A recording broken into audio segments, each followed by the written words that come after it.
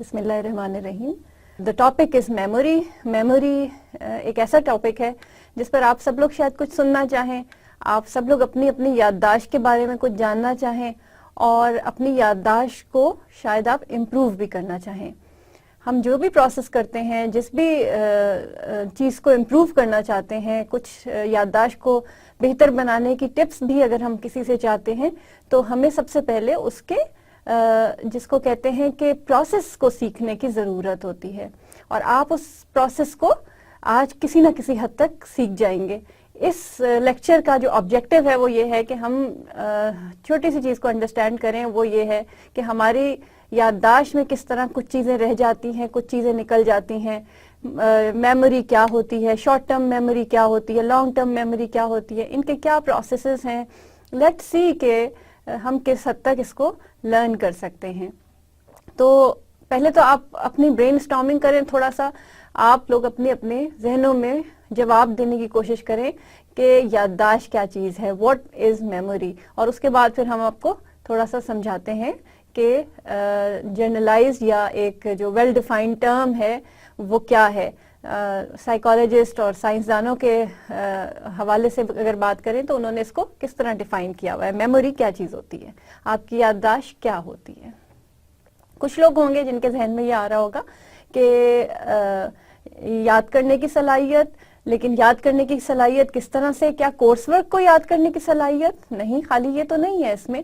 क्या ये जो नॉलेज आज आप ले रहे हो और आप क्लास से बाहर निकल रहे हो और फौरन ही इसको याद करने की कोशिश भी कर रहे हो मेरे अल्फाज को, तो इसमें से कुछ लोग बहुत जिसको कहते हैं कि एक एक चीज़ को रिटेन कर लेंगे, रिमेम्बर कर लेंगे, लेकिन कुछ लोग जो हैं वो हो सकता है कि वो मेरी हर चीज़ को दोबारा याद ना कर सकें और वो दोबारा उनसे कहा जाए कि आज के लेक्चर में क्या हुआ तो वो सिर्फ इसकी 2 इम्पॉर्टेंट बातें बता सकें और जो उनको इम्पॉर्टेंट लगी, और पूरा लेक्चर को रिट्रीव या रिटेन करते हुए बयान ना कर पाएं।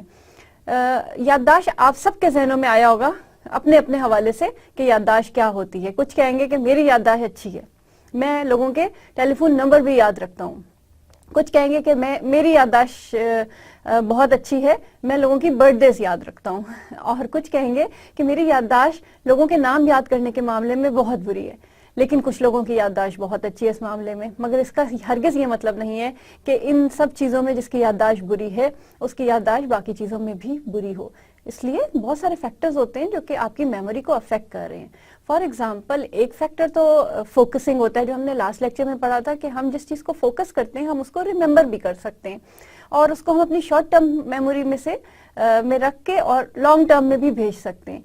और अभी ये मैं आपको एक एक करके सारी टर्म्स बताती हूँ कि what is short term memory, what is long term memory.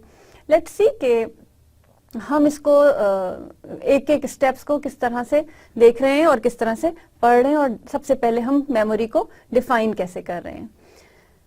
Memory is the process of maintaining information over time. According to one psychologist, it is the process of maintaining information over time. ठीक है, ये एक पूरा process है। Word process को जहन में रखिएगा और आगे चलते जाइए। Memory is the means by which we draw on our past experiences in order to use this information in the present. It is one of the mean कि हम अपनी पुरानी इंफॉर्मेशन जो हमारे पास मौजूद है उसको यूज़ करते हुए हम अपने प्रेजेंट की जो इंफॉर्मेशन है उसको उसमें या तो ऐड करें या उसमें कुछ और यूज़ करें। ये एक और डेफिनेशन है। इसका फिनोमेना क्या है, ये जो प्रोसेस अभी हमने कहा इसको, इसका क्या फिनोमेना है? It is the persistence of learning over time. Remember, आपको लर्निंग के चैप्टर में हमने क्या बताया था कि learning is a relatively permanent change in behavior। तो permanent change उसमें कैसे आया? जब लर्न किया, रीलर्न किया, उसको रखा अपने जहन में और उसके बाद परमानेंटली कोई चीज में चेंज आया, बिहेवियर की किसी एस्पेक्ट में चेंज आया। वो थिंकिंग प्रोसेस हो सकता है, वो आपका ओवर्ट बिहेवियर, अंदर का behaviour, covert behaviour, overt behaviour, कुछ भी हो सकता है। तो इसलिए memory is the persistence of learning over time. It is our ability to store and retrieve information। अपनी कोई भी इंफॉर्मेशन जो आपको मिल रही है उसको स्टोर करना और रिट्रीव करना, यानी प्रोड्यूस करना, याद रखना, बोलना उसके बाद, या जब उसका मौका आए तो उसको उसका जो है उसका जिसके ऊपर कहते हैं हम ओवर्ट बिहेवियर शो करना। It is our ability to store, पहले तो स्टोर करें, ठीक है, और उसके बाद उसको रिट्रीव करें, अपने काम में लाएं, अपना रिटेन करें। Human memory can be pretty amazing. ये देख लें, आपके सामने इस वक्त दो फिगर्स हैं। People who were shown the whole image 17 years before were more likely to identify the fragment. क्यों? अभी आपको बताते हैं क्यों। इस फिगर को जब 17 years before अगर इसको दिखाया गया था तो people who were shown the whole image, तो वो जो है उनको आइडेंटिफाई करना इसको आसान हो गया था। क्यों आसान हो गया था? इसलिए कि आगे पढ़ें आप इसके प्रोसेस को और फिर हम इसका जवाब देते हैं। How memory works. Psychologist think of memory as involving 3 processes, encoding, storage और रिट्रीवल। ये 3 प्रोसेसेस हैं जो कि मेमोरी के उसमें इन्वॉल्व होते हैं। What is encoding? The set of mental operations that people perform on sensory information to convert that information into a form that is usable in the brain storage systems.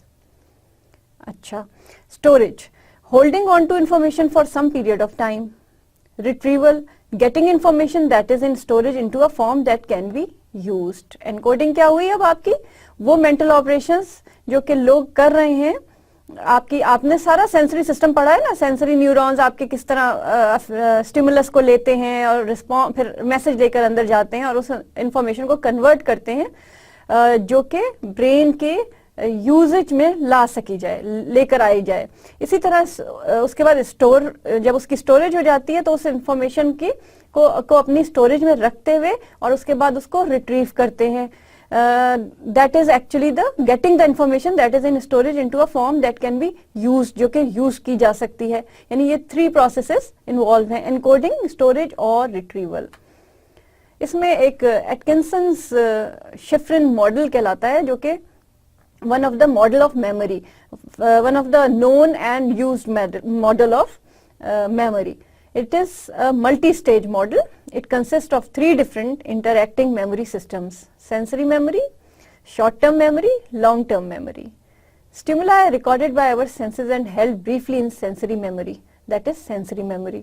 Some of this information is processed into short-term memory and encoded through rehearsal, that is the short-term memory.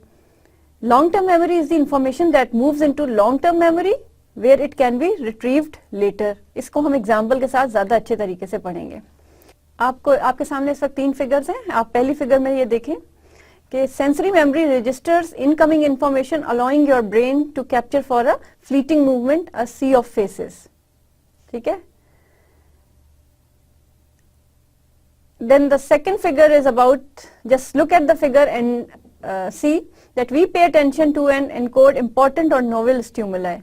In this case, an angry face in the crowd आपके सामने है। और if we state at the face long enough, rehearsal जिसको कि हम कहते हैं, और if we are sufficient disturbed by it, it's deemed important, we will encode it for long term storage and we may an hour later be able to call up an image of the face. इतने बड़े crowd में, जो मैंने आपको पहले भी एक example दी थी, आप सिर्फ उस फेस को फोकस कर पा रहे हैं या फोकस किया आपने, जो कि एक एंग्री फेस है, और जब आपको रिट्रीव करने को कहा गया, यानी शॉर्ट टर्म मेमोरी से आप उसको रिट्रीव कर पा रहे हैं, तो वो आपकी लॉन्ग टर्म में भी जा सकती है। और जब आपने रिट्रीव किया तो वो एंग्री फेस आपके सामने आया और बाकी जितने भी फेसेस थे वो बैकग्राउंड में चले गए। क्यों? इसलिए कि ये आपके मेमोरी ने सिर्फ उस इंफॉर्मेशन को अपने पास रखा, स्टोर किया, और बाकी इंफॉर्मेशन में सिर्फ एक क्राउड था, बट क्राउड के फेसेस आइडेंटिफाई नहीं हो सके क्योंकि अटेंशन आपकी एक फेस के ऊपर थी और वो फेस आपका लॉन्ग टर्म मेमोरी में चला गया और फिर उसको आप बाद में भी रिट्रीव कर सकते हैं।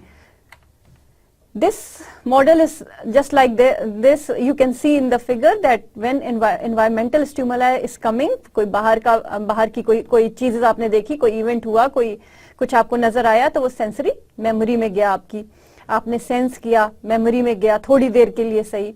फिर अगर आपने उसको अटेंशन दी, अगर उसमें से किसी चीज पर आपकी अटेंशन थी, जैसे कि पिछली अभी मैं एग्जांपल में बता रही हूँ, उस अटेंशन ने उसको शॉर्ट टर्म मेमोरी से थ्रू जिसको आप कहते हैं कि लॉन्ग टर्म मेमोरी में इस सूरत में भेजा कि अगर उसकी रिहर्सल हो गई, फोकस में आया, फोकस में आने का मतलब उसको फिर से देखा, उसको गौर किया, रिहर्स किया, याद करने की कोशिश की और वो आपके लॉन्ग टर्म मेमोरी में चला गया।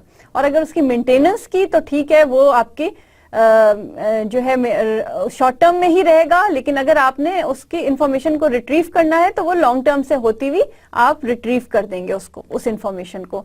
इट डिपेंड्स कि आपने उस इंफॉर्मेशन को रिहर्स कितनी दफा किया। So for the memory to be safe or stored in long term memory you need rehearsal, it is a must.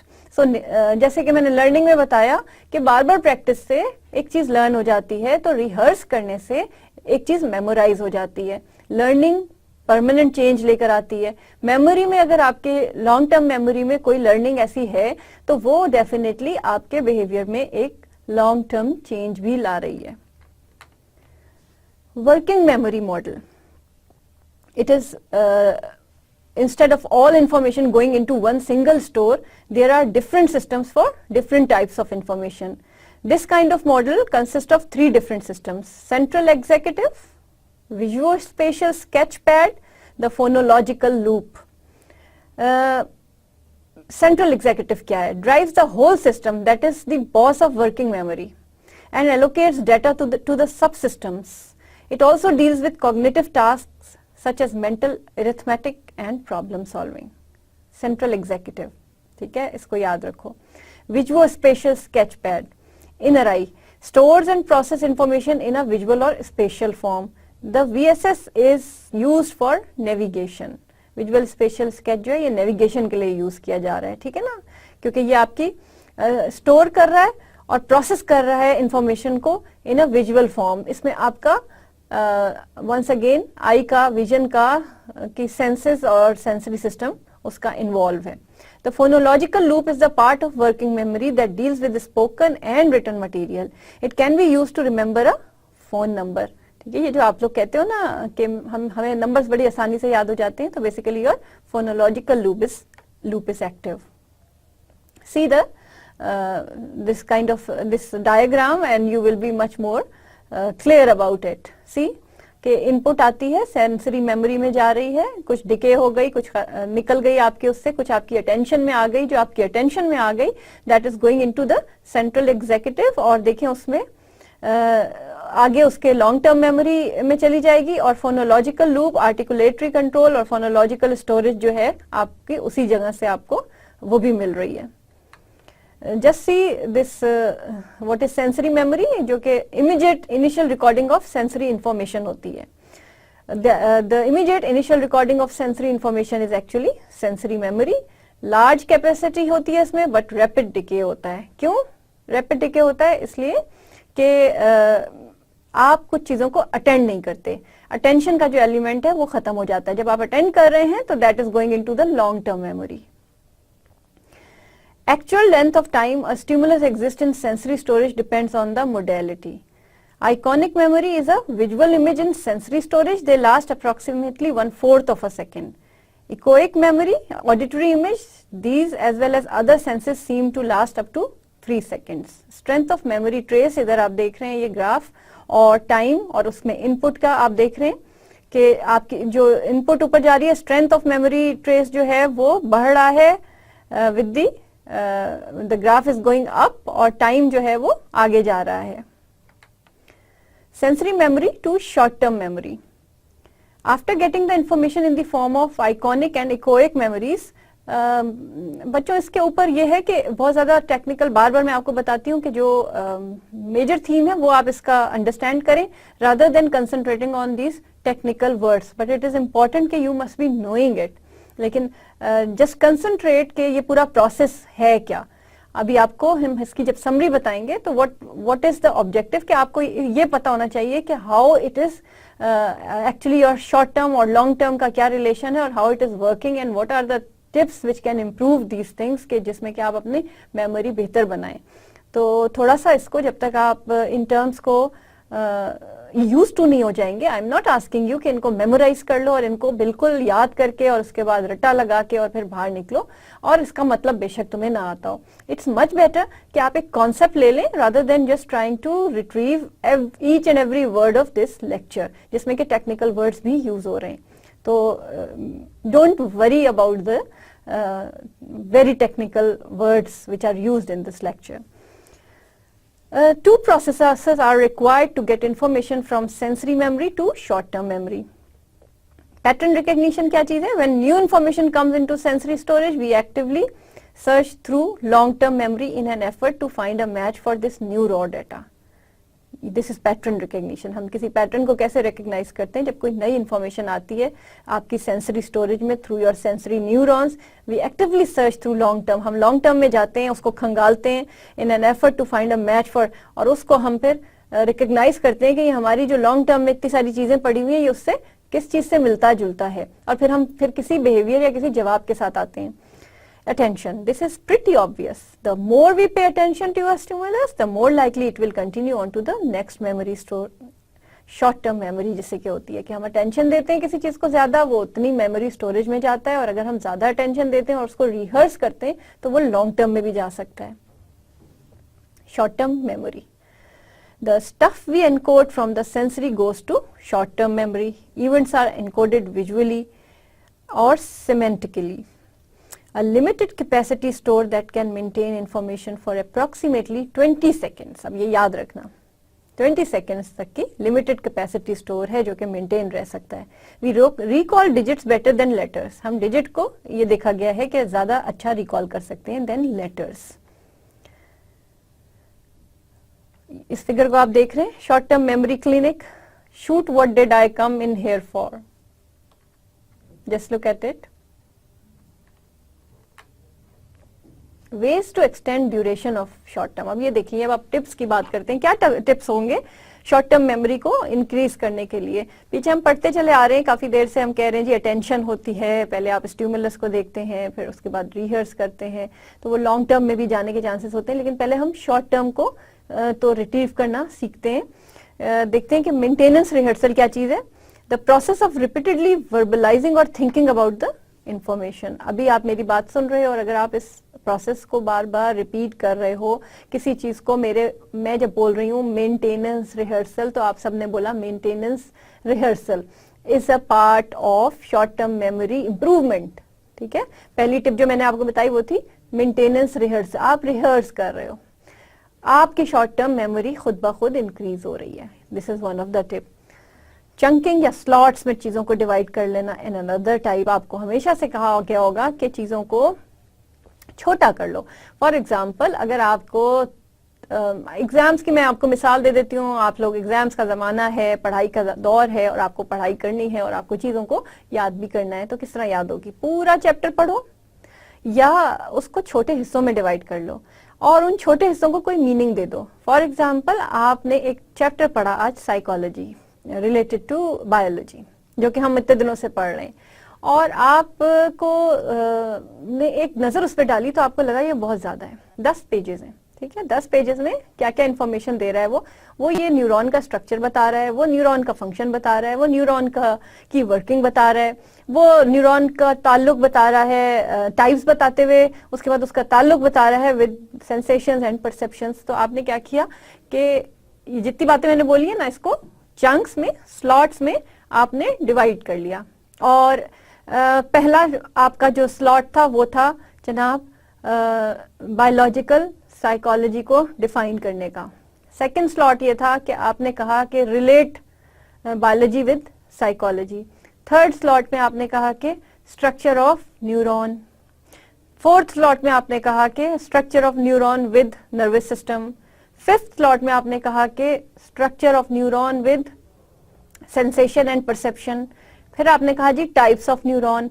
उसके बाद आप इनको अलग अलग अटेंशन देते हुए आगे चलते गए और इनको स्लॉट्स में, बजाय इसके कि आपने स्टार्ट लिया एक बहुत बड़े इंट्रोडक्शन के साथ और बजाय इसको डिवाइड करने के आप उसको एट अ सिंगल ग्लांस पढ़ते चले गए रादर देन डिवाइडिंग इट, तो आपके लिए मेमोराइज करना इज डिफिकल्ट। ठीक है, तो पहले आपको चंक्स में, स्लॉट्स में चीज को डिवाइड करना है and then you have to rehearse it and then you will फिर मेरे पास आइएगा और कहिएगा कि हमें भूल गया, तो मैं आपको फिर बताऊंगी कि आपको आपने चंक्स में या स्लॉट्स में डिवाइड नहीं किया था, वरना आपको ये चीज कभी ना भूलती। तो for the students like you people it is a very useful technique और इसको यूज करें। मैंने भी यूज की and I found the results very positive. चीजों को स्लॉट्स में, चंक्स में डिवाइड करके और जब आप पढ़ेंगे तो you will find the difference. क्यों, ये भी अभी आपको इसमें रीजन मिल जाएगी। हमें ये डिफरेंस क्यों मिलता है, हम चीजों को स्लॉट्स में क्यों करते हैं। लास्ट लेक्चर आपको याद होगा, अगर हमने गेस्टॉल्ट पढ़ा था, हमें आदत होती है ना, ब्रेन जो है that is by nature made like making things into group, learning things into group, making things complete. तो अगर हम ग्रुप में डिवाइड कर रहे हैं किसी चीज को कि ये प्रोसेस वाला सेक्शन अलग है, स्ट्रक्चर वाला सेक्शन अलग है, फंक्शन वाला सेक्शन अलग है, then we are actually making sense for our brain to learn the thing, to memorise the thing. तो वो जो गेस्टॉल्ट के हमने रूल्स पढ़े थे या हमने ग्रुपिंग के लॉज पढ़े थे, सिमिलैरिटी के लॉज पढ़े थे, on the basis of similarity हम चीजों को डिवाइड कर देते हैं। मेमोरी में it is very important to divide these things. तो स्लॉट्स में या चंकिंग में आप उसको कर दें। Bits of information are combined into meaningful units, देखिए मीनिंग देके उनको यूनिट्स में आप कर दें, और chunks, so that more information can be held in short term memory. ये देखिए आपके सामने फिगर्स मौजूद हैं। लास्ट फिगर देखें, 2 1 3 4 5 6 1 2 3 4। इसको 2 13 in bracket 456 1234. Maybe you will remember it much easier like this than just saying it 2 1 3 4 5 6 1 2 3 4. It's difficult. It's much simple to remember if we say it 213 456 1234. So आपने उसको ग्रुप्स कर दिए, और किसकी बेस पे groups किए कि आपने उसको फर्स्ट 3, आखिरी जो है वो 4 लेटर्स रह गए और बीच में 3 जो है वो डिजिट्स रह गए। आपने इस तरह भी कर दिया, और भी बहुत सारे मीनिंगफुल वेज हैं जो हम इसको दे सकते हैं। वेज टू एक्सटेंड अगेन, इसको कंटिन्यू करते हैं। Primacy and recency and other factor. What is primacy? When you are receiving information, the information perceived first is more likely to be remembered. This more recent information may simply get to long-term memory more easily and thus be remembered, or we may just rehearse the early information more. अच्छा, recency क्या है? Information perceived toward the end of an event is also more likely to be remembered. So information in the middle seems to get pushed out and is less likely to be remembered. जैसे कि आप अगर कोई book पढ़ रही हैं तो उसका जो फर्स्ट चैप्टर है या फर्स्ट पैराग्राफ है वो ज्यादा आपको जो है प्राइमेसी, जो आपने सबसे पहले पढ़ा वो आपको याद रहेगा या आसानी से याद रहेगा, या आखिर का, मिडिल का most likely we people are just it is not that easy कि उसको हम रिट्रीव करें. तो इट्स मच बेटर कि आप उसको जो है जो भी चीज आपको याद नहीं होती या आप मेमोराइज नहीं कर पाते तो उसको आप पहले कर लें. आपके एग्जाम में भी हो रहा है ना, कुछ चीजें जो आप शुरू दिन से कर रहे हो नहीं हो रही, तो आप उसको जब आप तैयारी करने बैठे तो वो चीजें जो नहीं हो रही थी वो पहले करने की कोशिश करें. शायद आपको जो मिडिल की चीज थी उसको शायद, क्योंकि आप पूरा पढ़ चुके होंगे, एक दफा आप पढ़ चुके हो, एक दफा आप कर चुके हो, और ये मैं आपको पढ़ाई के हवाले से ज्यादा इसलिए बता रही हूँ कि आपके काम आएगा. वरना ये सारे इवेंट्स जो हैं ये हम जो है ओवरऑल अपनी बाकी लाइफ इवेंट्स के ऊपर अप्लाई करें तो हम देखेंगे हमें वो वाली इंफॉर्मेशन रिट्रीव होती है जो के शुरू में है और आखिर में है, और वो वाली इंफॉर्मेशन जो मिडल में होती है अक्सर हमारी मेमोरी से निकल जाती है, या हमें अनलेस कि उसमें कोई बहुत इंटरेस्टिंग चीज ना हो जो कि हमारी अटेंशन का बायस बने, we are not able to retrieve. We are able to retrieve the first part and the last part most of the time, but the middle part is sometimes ignored by us, और we are not giving the attention, और simply वो जो है वो आपकी STM जो है short term memory में नहीं गया. Another factor is the elaborative rehearsal. बार बार आपको बोल रहे हैं रिहर्स करना, that is one of the basic tip.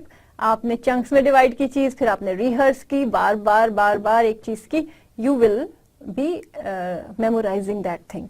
The only way to bring information into long-term memory, connecting new information with previously stored already existing associative structures बना लेते हैं। हमारा जो ब्रेन है वो पुरानी जो आपके पास इंफॉर्मेशन है उसके साथ नई इंफॉर्मेशन को एसोसिएट कर देता है और उस तरह से आपके रिहर्सल भी यूं समझे कि इजी हो जाती है और आपकी जो एसोसिएशन है that will easily go into the long term memory. Just look at the graph and see. Amount of information है एक तरफ आपके days हैं। पहले दिन amount of information आप देखें कितनी थी आपके पास और फिर वो जो रिहर्स होती गई वो तो अपना ग्राफ उसका ऊपर रहा लेकिन डे 30 तक वो नीचे आ गई। Okay. Let's see this experiment. This is a short-term memory task. In these tests, a monkey is shown a light which is the cue, and then it makes a response after a delay. देखते हैं क्या है. Delayed response tasks, the monkey must choose the light that is in the same location as the cue. अच्छा. Delayed alternation task, the monkey must choose the light that is not in the same location as the cue. Delayed matching to sample task, the monkey must choose the light that is the same color as the cue. ये वो याद कर रहा है, ये memorise कर रहा है, मेमोरी का एक टास्क है और उसका रिवॉर्ड क्या है, ऑरेंज जूस है। अब वो क्यू में जो है वो ऑन का वो करेगा तो उसको जो है वो उसकी एक लर्निंग हो रही है, उसकी एक मेमोराइज हो रहा है वो कि ये वाला बटन अगर वो चूज करेगा तो रिस्पॉन्स होगा। अगर उसमें डिले होगा तो वो देखें, आप नीचे एरो देखें कि ये किस तरीके से हो रहा है कि उसके बाद वो उसका बटन जो है वो उसकी जो डिले है रिस्पॉन्स का, उसके बाद उसके टाइम जो है आप you can just look at this and you can find out कि इन डिलेड रिस्पॉन्स टास्क में जो है वो monkey must choose the light that is in the same location as the cue, ठीक है ना। और जो ऑल्टरनेशन टास्क है उसको the light that is not in the same location as the cue should be chosen. ये उसका memory task है, long term memory. It is an unlimited capacity stored that can hold information over length periods of time. Long term memory में क्या क्या कुछ है, बचपन के सारे वाकयात, आपके बचपन की चीजें, आपके इम्पोर्टेंट तरीन, कितना बड़ी स्टोरेज है हमारे अंदर कि आपका कंप्यूटर में हम बहुत ज्यादा स्टोरेज करें तो थोड़े दिन बाद रेड सिग्नल आने लगता है ना। तो रेड सिग्नल का मतलब क्या होता है कि आप अपनी डिस्क को खाली करें, आपका खतरा है कि ओवरफ्लो हो जाएगी ये और इसमें मजीद इंफॉर्मेशन नहीं आ सकती। मगर अल्लाह ताला ने आपके जो अंदर मेमोरी का सिस्टम ऐसा बनाया है कि इतनी इन्फॉर्मेशन है कि अगर आप 100 साल तक जीते हैं और आपके 100 साल की उम्र में आपसे बचपन का कोई वाकया भी पूछा जाए या वो जब आपने होश संभाला था, जिसको हम होश संभालना कहते हैं, आपकी मेमोरी में जो चीजें आनी शुरू हुई थी, तो आप कुछ ना कुछ रिट्रीव करने के काबिल होते हैं अगर कोई बीमारी की वजह से या किसी हादसे की वजह से आपकी मेमोरी लॉस ना हो चुका हो। तो इतना बड़ी स्टोरेज है आपकी कि आप बहुत कुछ याद रखते हैं, ठीक है। आज के दिन में आपको याद है कि आपको इस लेक्चर के बाद कुछ बहुत इंपॉर्टेंट टास्क हैं और जो आपने करने हैं, फिर इस लेक्चर को भी याद रखना है और फिर आपने फलानी जगह पे ये भी जाना है, आज उसकी भी आखिरी तारीख है, आज ये भी है, whatever you but you know even today's things, आज के टास्क। और अगर आज से 10 साल पहले की कुछ बातें आपसे पूछी जाएं, 4 साल पहले की कुछ बातें आपसे पूछी जाएं, वो भी आपको याद हैं। और इसी तरह से बाद में भी किसी से ये जो लेटर एज में भी आपसे कुछ पूछा जाता है तो आपको याद होता है। तो इतनी अनलिमिटेड कैपेसिटी है स्टोर करने की, that can hold information over lengthy periods of time. Suggested encoding modes are semantic, जिसमें कि मीनिंग होता है कोई, एंड विजुअल पिक्टोरियल होता है जो in the main, but can be acrostic also, idea भी हो सकता है, कोई फिलॉसफी भी हो सकती है जो कि आपको याद है। They say that an elephant never forgets. तो जो साथ में बैठा हुआ है वो कह रहा है forgets what? Long term memory का देखें, इतना बड़ा ये आपके सामने है एक, इसको थोड़ा सा गो थ्रू करें फिर हम आगे चलते हैं। लॉन्ग टर्म मेमोरी है, शॉर्ट टर्म मेमोरी है। शॉर्ट टर्म मेमोरी से क्या चीजें निकल रही हैं, प्रोसीजरल मेमोरी, जिसमें हम कोई प्रोसीजर सीखते हैं, जैसे कि साइकिल चलाने का प्रोसीजर आप सीखते हो जो कि फिर लॉन्ग टर्म में चला जाता है। Perceptual representation system, classical conditioning, आपको ये वर्ड आता है। नॉन एसोसिएटिव लर्निंग, जिसमें कि किसी चीज से आप कोई एसोसिएशन नहीं कर रहे। Skills, motor and cognitive, motor cognitive skills सीखते हो आप। कौन कौन सी मोटर स्किल्स होती हैं और कौन कौन सी कॉग्निटिव स्किल्स होती हैं? Motor skills related to your movements, लिखने का काम, ये देखें, पेन लिया, ऐसे पकड़ा और लिखा। ये आपको मैं कहती हूँ पेन उठाओ और लिखो, ये आपकी मोटर मूवमेंट है, मोटर स्किल्स हैं। Perceptual priming, condition responses between two stimuli, ये भी आपको इसका भी आइडिया है। Habituation, sensitisation, reflex pathways, skeletal muscles, perceptual and association, new cortex, basal ganglia and cerebellum. Once again getting technical, but I am emphasizing on all the points जो कि important है, जो कि मैं आपको साथ साथ बता रही हूँ। डिक्लेरेटिव मेमोरी है लॉन्ग टर्म मेमोरी में, इवेंट्स और फैक्ट से रिलेटेड है, जो इवेंट्स वाकयात होते हैं और जो फैक्ट्स होते हैं कुछ, वो दैट इज एपिसोडिक होती है इवेंट्स की, जिसमें एपिसोड्स के तौर पे आपको मेमोराइज कर रहे हैं आप, और फैक्ट्स हैं जिसमें कि आप को ये बताया गया ना, जैसे फैक्ट, इट्स अ फैक्ट के इंसान को सच बोलना चाहिए। अब आपके मेमोरी में ये जुमला है। सिमिलरली आपको एक इवेंट याद है कि एक दफा जब आपने झूठ बोला था तो आपके साथ घर वालों ने ये किया था, कुछ भी किसी टीचर ने ये किया था, आपको याद है, that is a event related memory. Specific personal experience from a particular time and place, ये हो गया, ठीक है, इवेंट। और फैक्ट क्या हो गया? World knowledge, object knowledge, language knowledge, conceptual priming, ठीक है, ये these are the facts. medial temporal lobe is associated with this, there is a structure, biological structure which is associated with this particular memory, और उसका ये आपको नीचे जो है वो पूरा नाम दिए हुए आप जो देख रहे हैं कि टेम्पोरल लोब है, प्रीफ्रंटल कॉर्टेक्स है। शॉर्ट टर्म मेमोरी में मैंने आपको जैसे बताया कि इम्प्लिसिट मेमोरी होती है, और जैसे मैंने आपको बताया कि इसकी टाइप्स हैं different, procedural, perceptual, classical, non associative. And that is actually procedural में जो आप स्किल सीखते हैं, जैसे गाड़ी चलाना, साइकिल चलाना, और परसेप्चुअल में जैसे आप जो परसीव करने का जो मैंने आपको पूरा अमल बताया था वो होता है। इसमें कंडीशनिंग होती है, क्लासिकल कंडीशनिंग में, ये भी आप पढ़ चुके हो। और नॉन एसोसिएटिव लर्निंग में हैबिचुएशन, सेंसिटाइजेशन, यानी कोई नई चीज आप जिसके कोई पुरानी चीज के साथ आप नहीं वो कर रहे, एसोसिएट नहीं कर रहे, लेकिन आप उसको उससे यूज टू हो रहे हो। और नीचे सबसे एंड में आप देख रहे होंगे ये बायोलॉजिकल स्ट्रक्चर्स हैं जो रिलेटेड हैं शॉर्ट टर्म मेमोरी के साथ। तो इस तरह से ये लॉन्ग टर्म मेमोरी का ये बनता है आपका पूरा चार्ट कि किस तरह लॉन्ग टर्म मेमोरी और शॉर्ट टर्म आपस में एसोसिएटेड भी हैं और जो है हम इनको यूज भी कर रहे हैं। Now what are the types of long term memory?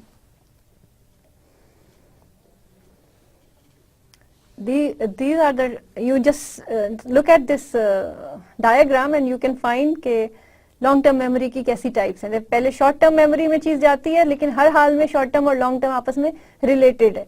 Short term से रिहर्सल के बाद, अटेंशन के बाद वो लॉन्ग टर्म में आती है। तो ये बिल्कुल इसकी मिसाल ऐसे होगी जैसे ये आप एक चेस्ट ऑफ ड्रॉर्स देख रहे हैं जिसके अंदर हम लॉन्ग टर्म स्टोरेज करते हैं। इसमें मुख्तलिफ खाने बने हुए हैं, 1 2 3 खाने हैं इसके वक्त आपके सामने। एक फर्ज करें कि इसमें से खाना जो है that is non declarative and one is declarative. अब what is declarative and non declarative? Non declarative में आपके आता है प्रोसीजर, जिसमें अभी हम पीछे पढ़ चुके हैं ना, प्रोसीजर जिसमें जैसे आपको दिखा रहे हैं cycle, motor skills, emotions. Declaration में आ गया सिमेंटिक और एपिसोडिक, ठीक है, सिमेंटिक और एपिसोडिक जो अभी हमने आपको पीछे बताया था। इसको फिर से देखते हैं। डिक्लेरेटिव क्या है? Memory for facts. अभी मैंने आपको एक मिसाल दी थी, नॉलेज फैक्ट्स हैं, फिलॉसफी है जो आप याद रखते हो, ये यूं होता है तो यूं होगा, आप कुछ बातें याद रखते हो। Non declarative memory for skills and procedure, जैसे कि आप साइकिल चलाना याद रखते हो, साइकिल चलाते हो, एक दफा सीख लेते हो, रिहर्स कर लेते हो, उसके बाद आपको पता है। मगर मैं अभी आपसे ये पूछती हूँ अगर कि जरा मुझे बताओ कि जब हम साइकिल पे बैठते हैं तो सबसे पहले आप राइट हैंड ऊपर रखते हो या लेफ्ट हैंड ऊपर रखते हो? पैर आप पीछे से ऊपर लाते हो कि आगे से लाते हो? जब आप पैडल पे पैर मारते हो, फिर राइट पैर पहले मारते हो कि लेफ्ट पैर पहले मारते हो? जब आप साइकिल चला रहे होते हो, साइकिल रोकनी होती है, तो लेफ्ट वाली ज्यादा तेजी से दबाते हो या पहले राइट वाली दबाते हो? मेरा ख्याल से आप लोग ये चीज रिमेम्बर नहीं कर सकोगे। या कल आपने, जब आप साइकिल पे बैठ रहे थे, तो आपने जो है जब साइकिल रुकी थी, तो साइकिल का पहिया अगर ऊपर होता है एक पहिया और नीचे होता है दूसरा पहिया, तो आप प्रेशर सबसे पहले किस पर देते हो? पहिया नहीं, सॉरी, पैडल कौन से पैडल पर आप प्रेशर देते हो? और पैडल अगर ऊपर की तरफ होता है तो क्या करते हो? You can not remember these kind of minute details, but what you can remember is the procedure of cycling. You can just go for cycling without remembering कि मुझे पहले कौन सा हाथ पकड़ना है और कौन सा हैंडल पकड़ना है और पहले मुझे ब्रेक कौन से वाली साइड की मारनी है. You will just remember the procedure. तो उस पूरे प्रोसीजर को तो आप रिमेम्बर कर सकते हो, मगर आप ये नहीं कि आपसे इतनी माइन्यूट डिटेल्स अगर मैं पूछूं तो आप बताओ, क्योंकि ये प्रोसीजर आपने स्टडी कर लिया है. It's about procedure. Semantic memory क्या है? जो अभी हम पीछे पूरा चार्ट पढ़ा था, अब उसको हम थोड़ा सा एक्सप्लेन कर रहे हैं ना. Semantic memory is containing general knowledge such as knowledge of language and information learned in formal education. Episodic memory containing personal information not readily available to others such as daily activities and events. Semantic and episodic memories are forms of explicit memory, memory that is consciously known. इसको हम अभी example से बताएंगे. Declarative memory medial temporal lobe से associated है, जैसे कि अभी मैंने आपको पीछे बताया था. Semantic memory, episodic memory. नीचे देखो, आपको सामने एक मैप है और एक आपके सामने इवेंट हो रहा है.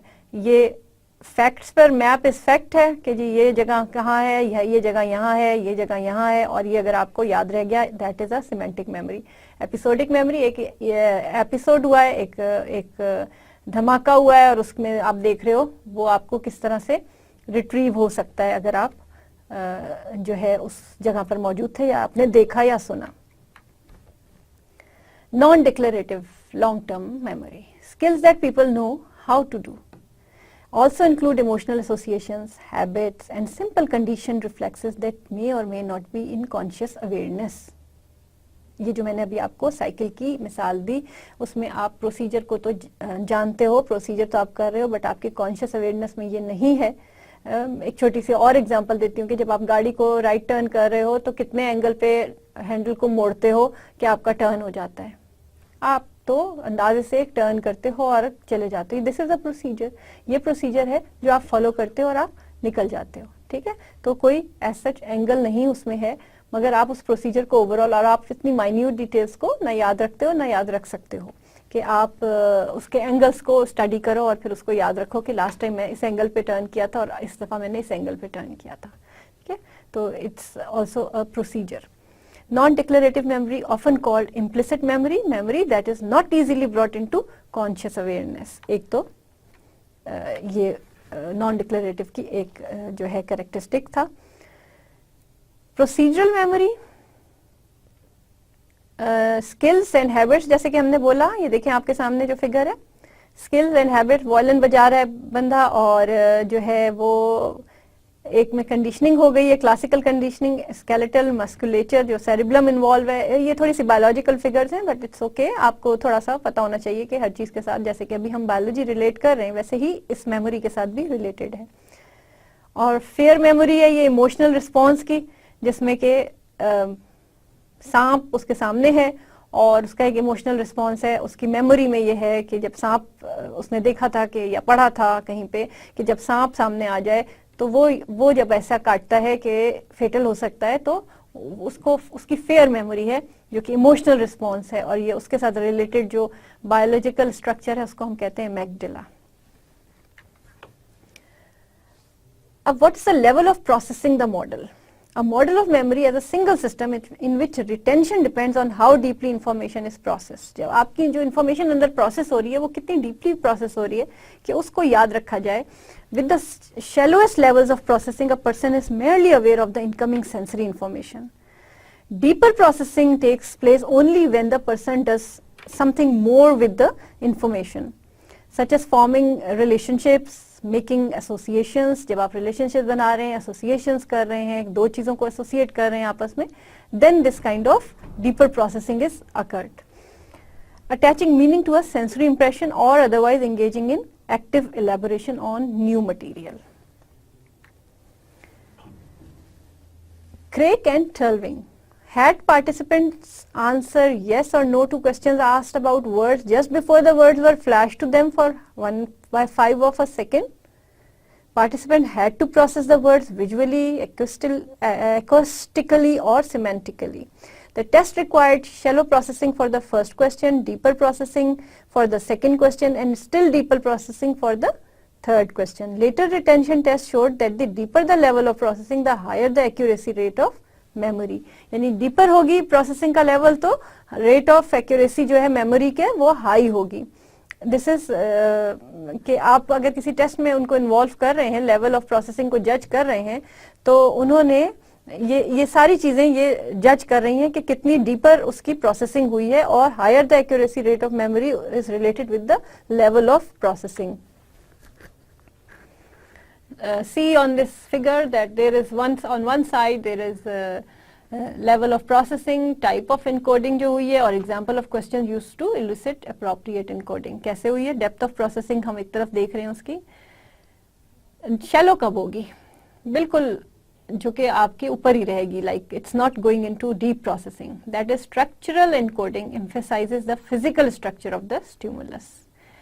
Is the word written in capital letters? Capital letters में लिखा है क्या वो वर्ड? अच्छा. Intermediate processing, phonemic encoding emphasises what a word sounds like. ये जो है उसका साउंड कैसा कर रहा है. Does the word rhyme with weight?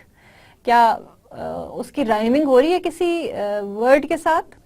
Deep processing. Semantic encoding emphasises the meaning of verbal input. Would the word fit in the sentence? He met a dash on the street. क्या वो word किसी sentence में put किया जा सकता है? तो वो सिमेंटिक एनकोडिंग हो रही है जो कि डीप प्रोसेसिंग में आती है. There are 3 kinds of memory tasks. We will discuss one by one. One is recall. Recall जैसे कि आपको मैं कहती हूँ एक आम जबान में कि रिकॉल करने की कोशिश करेंगे. कल का लेक्चर रिकॉल आप कैसे करेंगे? रिकॉल बेसिकली आपने मेजर ऑफ रिटेंशन, जो रिकॉल जो है वो हम कितने अमाउंट ऑफ नॉलेज या इंफॉर्मेशन को रिटेन कर रहे हैं, that requires a person to remember material with few or no retrieval cues, as in an essay test. Trying to remember someone's name, recalling items on a shopping list. आप shopping list के items को recall कर रहे हैं. Memorizing a speech और a poem word for word and remembering may be made a little easier if cues are provided to jog the memory. Sometimes serial recall is required. That is, information must be recalled in a specific order. उसके बाद ये हुआ, उसके बाद ये हुआ, उसके बाद ये जुमला आया, उसके बाद ये जुमला, like this kind of order. Research suggests that in free recall tasks, order associations are more resistant to distractions than meaningful associations. ठीक है? अगर जो है आपको रिकॉल करने को फौरन ही कह दिया जाए कोई चीज, तो बीच में जो डिस्ट्रैक्शंस हो रही हैं वो रोकेंगी. कोई चीज आपके उसमें डिस्ट्रैक्ट कर रही है तो वो उसको आने से रोकेगी, मगर आपकी इंफॉर्मेशन आपको इस तरीके से मिलेगी कि आप उसको रिटेन करें और अमाउंट ऑफ इंफॉर्मेशन जो है वो अपनी जो है सामने लाएं through your recall memory. Recognition, a measure of retention that requires a person to identify material as familiar or as having been encountered before. ये चीज मैंने कहीं देखी है. इस इंफॉर्मेशन को कहना कि ये कुछ, it seems like I have seen it somewhere, it seems I saw it, it is the same thing, या एसोसिएट करना कि जो मैंने कल देखी थी.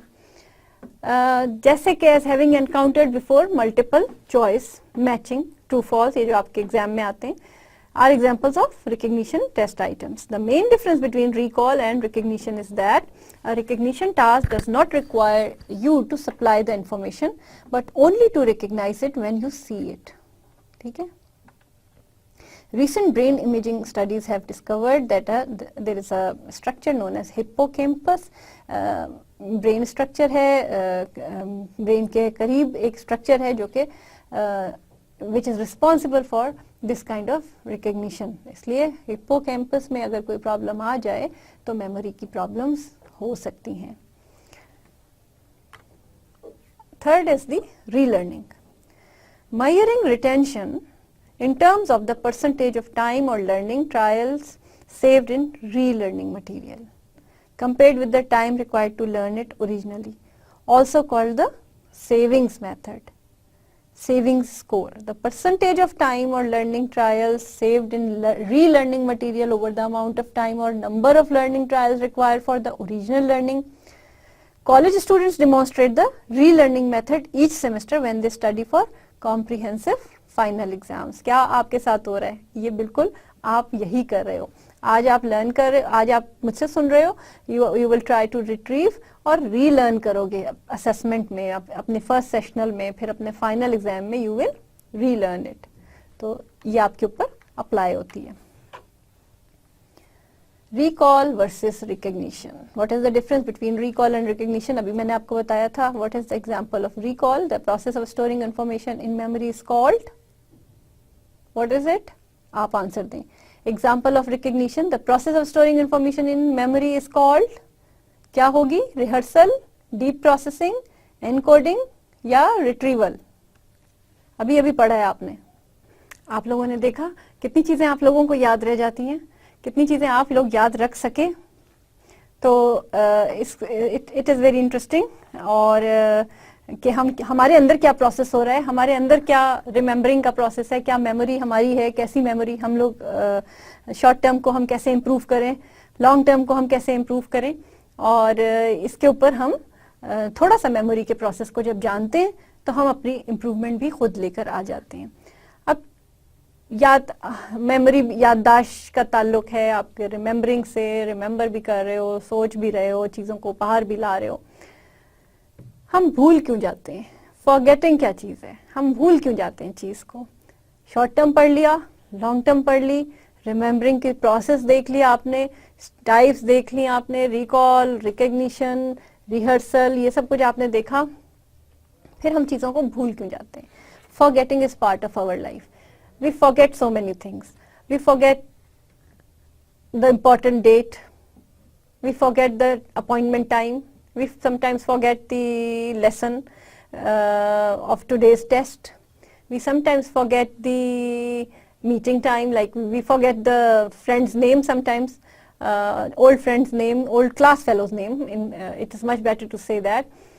We can forget so many things. So और हमारी जिंदगी में ये हो रहा है कि हम चीजों को भूल जाते हैं। क्यों भूलते हैं? पहले तो आप देखें curve of forgetting, a graph showing a distinct pattern in which forgetting is very fast within the first hour after learning a list and then tapers off gradually. ठीक है, ये क्या है? एनकोडिंग फेलियर कहाँ से शुरू हुआ? आप याद करें कि हमने लेक्चर कहाँ से शुरू किया था? एनकोडिंग, स्टोरेज और रिट्रीवल। तो सबसे पहले तो हमारा एनकोडिंग फेलियर हो गया, एनकोड ही नहीं हुई चीज। तो encoding failure is to process information into the memory. यहाँ पर अगर हमारी कोई फेलियर है तो सब पहले ही स्टेप पर, वो जो हमने 3 स्टेप्स पढ़े ना मेमोरी के, उसके पहले स्टेप पर कोई एक फेलियर हो सकता है।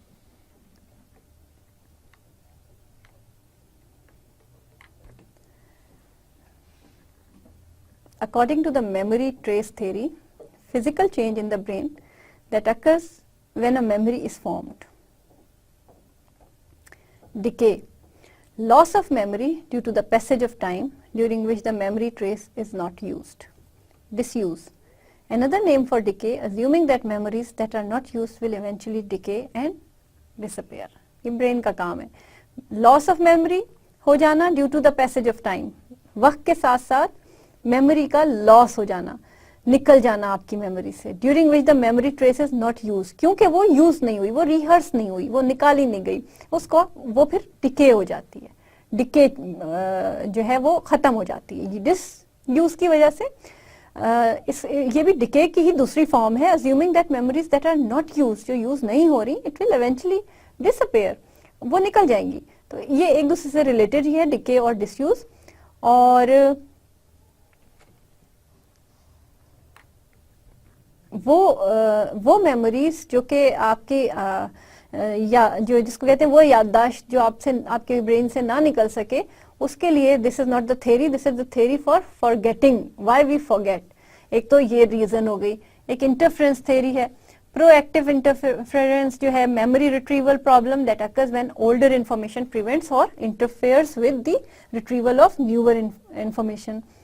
इंटरफेरेंस जो है वो भी पुरानी इंफॉर्मेशन को नई इंफॉर्मेशन की इंटरफेरेंस की वजह से पुरानी इंफॉर्मेशन बाज दफा फॉरगेट हो जाती है, भूल जाती है। रिट्रोएक्टिव interference memory retrieval problem that occurs when newer information prevents or interferes with the retrieval of older information. Proactive interference problem driving in England after learning in US, ये one of the example है। Proactive में ये हुआ कि जी आपने right hand drive कर रहे हैं, लेफ्ट हैंड ड्राइव करनी पड़ गई, तो आपको राइट हैंड ड्राइव में प्रॉब्लम आने लगेगी दोबारा, जब आप दोबारा करने जाओगे।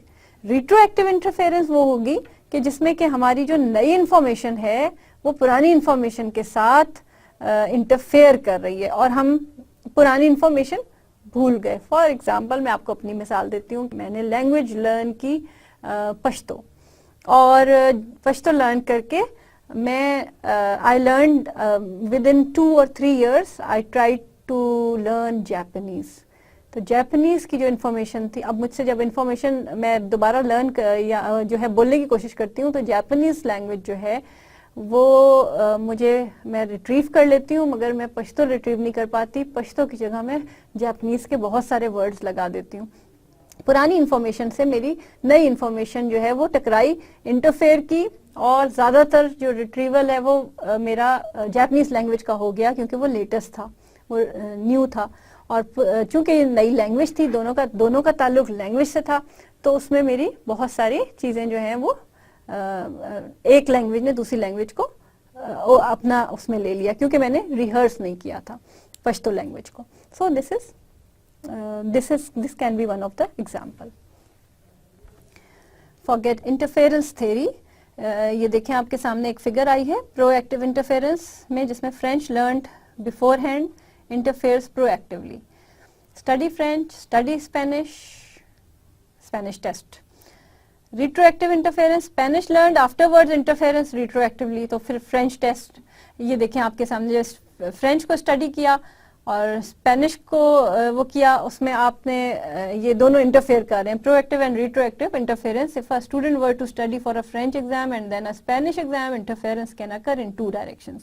When taking the Spanish exam, the French information studied first may proactively interfere with retrieval of the Spanish information. But when taking the French exam, the more recently studied Spanish information may retroactively interfere with the retrieval of the French information. तो ये बहुत ही close example बन गई जो मैंने आपको खुद अपनी दी है। Some ways of improving the memory. These are the tips everybody must be knowing it, and they would love to improve their memory through these kinds of tests. Tips जो हैं आपको वो ये दी जा सकती हैं कि जनाब आप knowledge of results, एक तो हो गया, feedback allowing you to check your progress. अपने आप को फीडबैक दें अपनी ही प्रोग्रेस चेक करने के लिए। Recitation, summarising aloud while you are learning. क्यों जोर से, जब आप लर्न कर रहे हैं तो आप जोर से क्यों बोल रहे हैं? क्योंकि आप जो बोल रहे हैं वो आप सुन भी तो रहे हैं ना, तो आप सोच रहे हैं, बोल रहे हैं, सुन रहे हैं, तो 2-3 तरह से आपकी लर्निंग हो रही है और आपको मौका मिल रहा है मेमोराइज करने का ज्यादा से ज्यादा। Rehearsal, reviewing information mentally, silently. अब जो आपने कर लिया या थोड़ा सा बोल के, अब उसको जब आप रिहर्स कर रहे हैं खामोशी के साथ अंदर ही अंदर, तो वो आप अपने आप से बात करते हुए उसको रिहर्स कर रहे हैं और आप उसको याद रख रहे हैं। Selection, selecting most important concepts to memorise. अब ये जो मैंने अभी आपको बताया कि लास्ट लेक्चर में से बायोलॉजिकल साइकोलॉजी में से मोस्ट इंपॉर्टेंट कॉन्सेप्ट्स को जब आप ग्रुपिंग में कर लेंगे, सेलेक्ट कर लेंगे, आपका पूरा चैप्टर कवर हो जाएगा। आज के चैप्टर में से मोस्ट इंपॉर्टेंट क्या चीजें हैं, let's cover it right now. और जब आप इस क्लास से उठेंगे तो आपको मेमोराइज हुआ होगा। क्या है आज के लेक्चर में? मेमोरी क्या होती है? मेमोरी इंफॉर्मेशन होती है जिसको आप एनकोड करते हो, जो है स्टोर करते हो और रिट्रीव करते हो। एनकोडिंग क्या होती है? एनकोडिंग आप इसको आम अल्फाज में ले लो कि आपने एक स्टिमुलस को देखा, लिया और वो आपके मेमोरी में गया और उस मेमोरी से आपकी लॉन्ग टर्म मेमोरी में गया, और लॉन्ग टर्म मेमोरी से आप बता सकते हैं कि 2-3 तरह की हैं चीज़ें, प्रोसीजरल है, सिमेंटिक है। और आप अगर इसको पूरे लेक्चर को डिवाइड करो तो आपको पता चलेगा कि फिर आपने मेमोरी की जब टाइप्स पढ़ ली तो आप आए रिमेम्बरिंग की तरफ, और जब आप रिमेम्बरिंग का थोड़ा सा आपने टिप्स भी पढ़ी, थोड़ा आपने प्रोसीजर देखा, फिर आपने कहा कि रिमेम्बर तो हो जाती हैं, ये तरीका होता है रिमेम्बर करने का, रिकॉल होता है, रिकग्निशन होता है। उसके बाद आप आए फॉरगेटिंग में। तो इंपॉर्टेंट चीज़ें क्या हो गई? मेमोरी की types, short term, long term, remembering, forgetting से होते हुए हम टिप्स की तरफ आ रहे हैं कि हम फॉरगेट ना करें और हम चीज़ों को याद रख सकें। तो आप एक लेक्चर को 5 मिनट्स में ग्रुप्स में डिवाइड करते हुए कंप्लीटली एक्सप्लेन कर सकते हो आफ्टर दिस क्लास। तो if you have memorise it with the tips given to you, तो आपको ज़रूरत नहीं है फिर दोबारा से इसको रिहर्स करना, सिर्फ आप एक नज़र डालोगे, इतना लंबा नहीं पढ़ना पड़ेगा। Organising, as I told you, selecting के बाद जब आपने selecting most important concept to memorise कर लिया तो अब आप उसको ऑर्गेनाइज कर दो। Organising difficult item into chunks a type of reordering है, जो कि मैंने अभी आपको बताया कि किस तरह से करो। This was about our today's lecture. Memory आज हमने पढ़ा, फॉरगेटिंग पढ़ा, रिमेम्बरिंग पढ़ा, और हमने कुछ टिप्स पढ़े अपनी याददाश्त को इम्प्रूव करने के। आपसे जो है वो नेक्स्ट लेक्चर में इंशाल्लाह मुलाकात होगी। अल्लाह हाफिज़, अपना ख्याल रखिएगा।